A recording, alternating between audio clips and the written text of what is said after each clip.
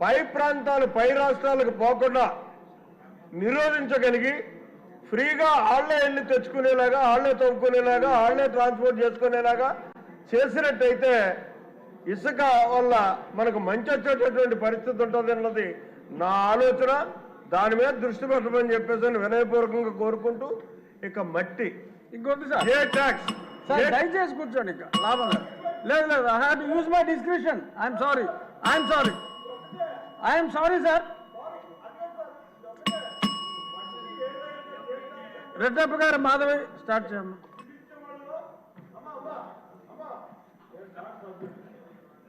మీరు senior most సభ్యులు sir. First time ఎమ్మెల్యేలకు అవకాశం ఇవ్వరా?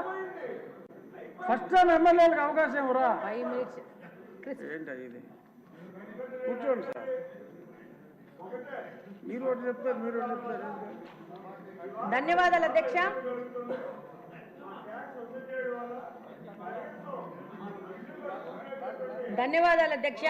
ఈ అవకాశం నాకు ఇచ్చినందుకు.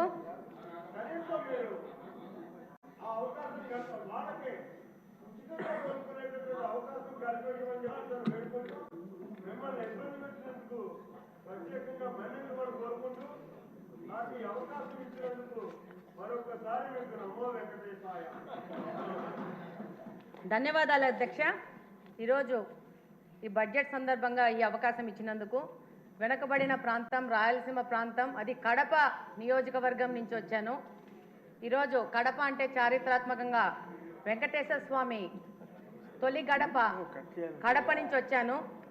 విపరీతమైన మినరల్ రిసోర్సెస్ ఉన్న ప్రాంతం నుంచి వచ్చాను.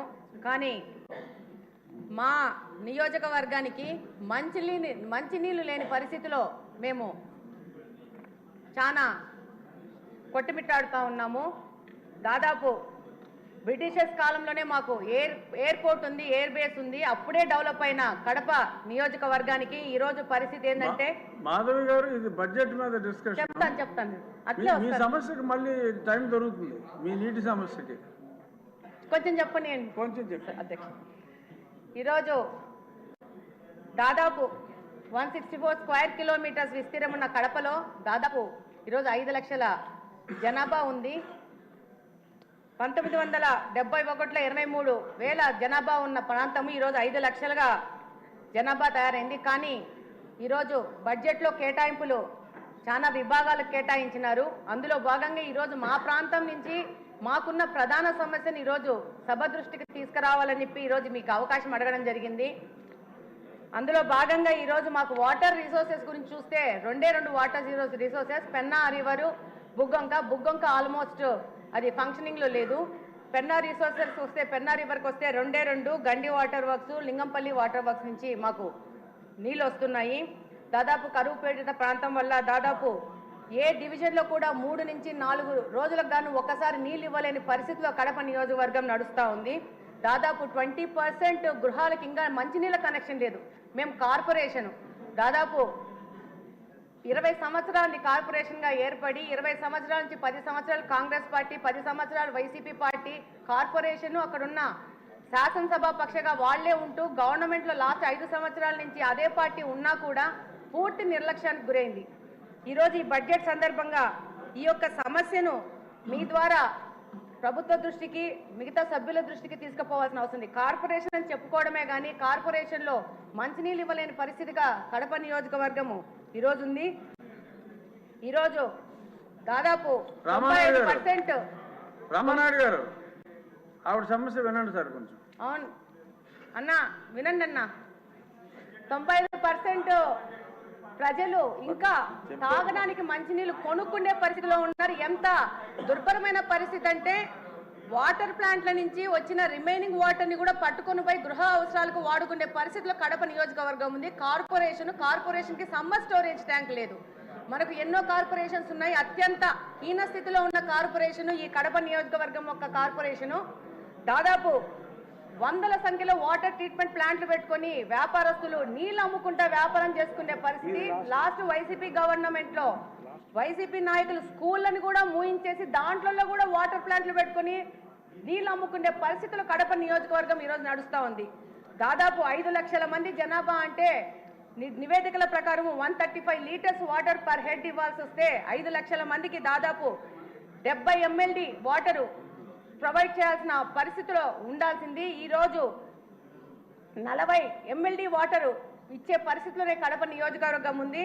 దాదాపు 1943లో గండి వాటర్ వర్క్స్ లో బ్రిటిషర్స్ వాళ్ళు అప్పుడు 20 వేల జనాభాకు 12 MLDలో ఒక ఇన్ఫ్లేషన్ వెల్స్ కట్టే అదే ఇన్ఫ్లేషన్ వెల్స్ ఈ రోజుకు 2024వ సంవత్సరంలో కూడా అదే 12 MLD ఇన్ఫ్లేషన్ వెల్ ఇచ్చే వెల్నే వాడుకుంటూ కడపకు నీళ్ళు ఇచ్చుకుంటున్నాము. దాదాపు 5 నుంచి 6 రోజులకి నీళ్లు రాని పరిస్థితి. వచ్చిన నీళ్లు మురికి నీళ్ళు ఎందుకు వస్తున్నాయంటే డ్రైనేజ్ వాటర్ తీసుకెళ్లి మీ అందరికీ తెలుసు కడపలో బుగ్గంక అని ఉంటుంది, కడప నడి మధ్యలో వెళ్తూ ఉంటుంది. అందులోకి ఈ యొక్క డ్రైనేజ్ వాటర్ తీసుకెళ్లి అదే వాటరు పెన్నాలో కలిసి అదే వాటర్ మళ్ళీ పంపు చేసుకొని మళ్ళీ మా వినియోగంకు వాడుకోవాల్సిన పరిస్థితిలో ఉంది. ఒక ఎస్టీపీ లేదు, ప్లాంట్ కట్టలేని పరిస్థితిలో ఈ కార్పొరేషన్ ఉంది, నిధుల కొరత ఉంది. డెఫినెట్గా ఈ యొక్క పాత గవర్నమెంటు అంతకుముందు సోమశిల బ్యాక్ వాటర్స్ అనే ఒక పథకాన్ని ప్రకటించినారు కాంగ్రెస్ వాళ్ళ టైంలో, అది క్యాన్సిల్ అయిపోయింది. మళ్ళా తర్వాత మన తెలుగుదేశం ప్రభుత్వం ఉన్నప్పుడు 2018లో లింగంపల్లి మీద ఒక చెక్ డ్యామ్ కట్టాలని అప్పుడున్న ఇన్ఛార్జ్ శ్రీనివాస్ రెడ్డి గారు ప్రపోజల్ చేస్తే దానికి శాంక్షన్ చేశారు ఇరిగేషన్ మినిస్టర్ గారు. అది 19లో వైసీపీ గవర్నమెంట్ రాగానే దాన్ని కూడా క్యాన్సిల్ చేసిన పరిస్థితి ఏర్పడింది. ఆ తర్వాత 19 నుంచి 24వ సంవత్సరం వరకు వైసీపీ పార్టీ నుంచి గెలిచిన ఎమ్మెల్యేలందరూ రకరకాల ప్రాజెక్ట్స్ తీసుకొని వచ్చారు ప్రచారంలోకి. అందులో భాగంగా GNSS ఎర్ర చెరువు అని చెప్పేసి ఒక ప్రాజెక్ట్ తీసుకొని వచ్చినారు. దాంతో పాటు ఒక్క నిమిషం అని అయిపోయింది, 1 minute అయిపోయింది. ఆ తర్వాత మళ్ళా మైలవరం నుంచి నీళ్ళని చెప్పి అదొక ప్రాజెక్ట్ తీసుకొచ్చారు, అది లేదు. మొత్తం పైపులన్నీ తీసుకొచ్చేసి ఆ యొక్క మా కడపలో పెద్ద పైపులు పడి ఉన్నాయి, దాని ద్వారా నిధుల దుర్వినియోగం జరిగింది. ఇప్పుడు కడప నియోజకవర్గం నుంచి నా యొక్క ముఖ్య వినతి ఏంటంటే మాకు మంచినీళ్ళు ఇవ్వండి అంతే, ఏవి అడగట్లేదు, టీవీలు అడగట్లేదు, ఫ్రిడ్జ్లు అడగట్లేదు, మాకు మంచినీళ్ళు కావాలని సభాముఖంగా కోరుకుంటున్నాను. ఇదొక కడప నియోజకవర్గంలోని ప్రజలందరి బాధను ఈ సందర్భంగా ఈ యొక్క సభ దృష్టికి తీసుకొస్తూ దానికి సంబంధిత మంత్రులు, ఇరిగేషన్ మంత్రులు గారికి, అలాగనే మున్సిపల్ మంత్రులు గారికి, ముఖ్యమంత్రి గారికి ఈ విషయం ప్రత్యేకంగా చెప్పాల్సిన అవసరం ఉంది. మా కడప నియోజకవర్గం 2 ముఖ్యమంత్రులను ఇచ్చింది. 2 ముఖ్యమంత్రుల యొక్క నిర్లక్ష్యానికో మరి వాళ్లకు కడప అంటే చిన్న చూపో, కడప హెడ్ క్వార్టర్స్ లో మంచినీళ్ళు లేని పరిస్థితిలో కడపను తీసుకొచ్చినారంటే చాలా దౌర్భాగ్యమైన పరిస్థితి. మా కడప నియోజకవర్గం ఒక డిప్యూటీ సీఎం ని కూడా ఇచ్చింది. ఆయనకు అవగాహన రాహిత్యం వల్ల దాదాపు కడప నిర్లక్ష్యం చేసుకుని కడపలో నీళ్లు లేని పరిస్థితి, నీళ్లకు రామాని కొట్టుకునే పరిస్థితికి ఈ రోజు కడపని తీసుకొచ్చారు. డెఫినెట్ గా మంత్రులు గాని, ముఖ్యమంత్రి గాని, సంబంధిత మినిస్టర్లు గాని ఈ యొక్క విషయాన్ని పూర్తిగా మీరు 3 నిమిషాల్లో ముగించమ్మా. ఆదినారాయణ రెడ్డి గారి తర్వాత ఆయనకి ఇద్దాం అన్న. థ్యాంక్ యూ అన్నయ్య అవకాశం ఇచ్చినందుకు.